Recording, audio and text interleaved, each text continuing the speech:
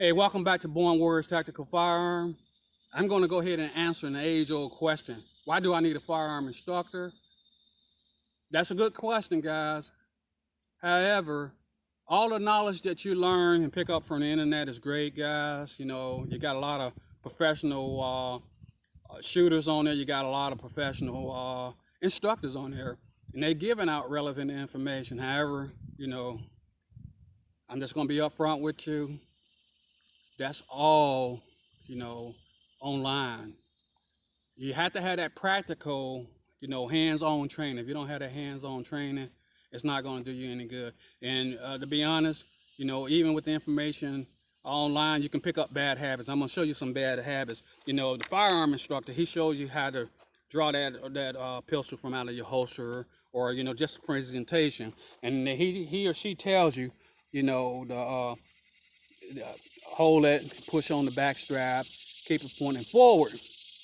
You can do that, but if that instructor is not there, there's chances. I'm going to try to get close to the camera. What happened is that you get so fixated on those five basic fundamentals of firing, you end up loosening that grip, and you have that arc, and your rounds are going up and down now, because that's what's happening. Once that round go off, that chamber go back, you're flipping it. So you got to dig in, guys.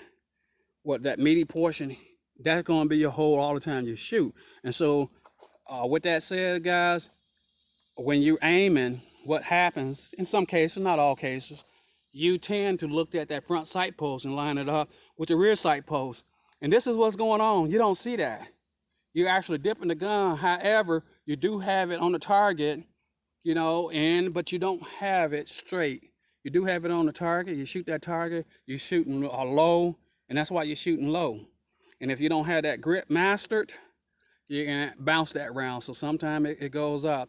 And if you're not isolating that firearm in there, I'm not saying do a gorilla grip on it, but if you're not isolating it, that round, when you pull the trigger, you can pull it to the right, round's gonna go right. You can push too much to the left, or round's gonna go left.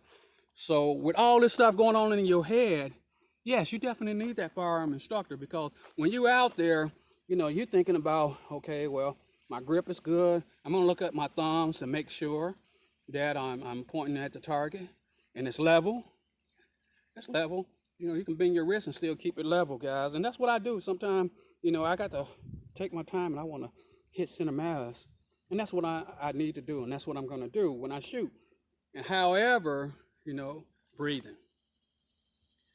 Inhale, exhale. As you're exhaling, slowly pause, shoot. Because this is another thing that's going on. When you're holding that firearm out, it's going up, it's going down.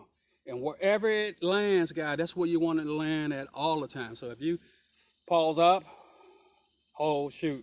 Pause down, hold, shoot. That way your rounds are going to be pretty much in the same spot. Enough said about that.